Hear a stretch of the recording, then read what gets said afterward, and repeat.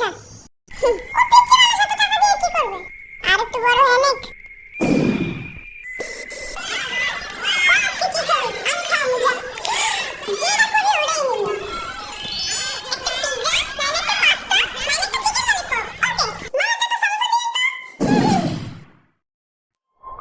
তোমার নানা পুরো 50 টাকা দিছে জানো? তোমারও 20 টাকা দিতে বলছিল কিন্তু ও পুরো টাকা নিয়ে চলে গেছে। আমার বাচ্চা ওই যাইসা বসে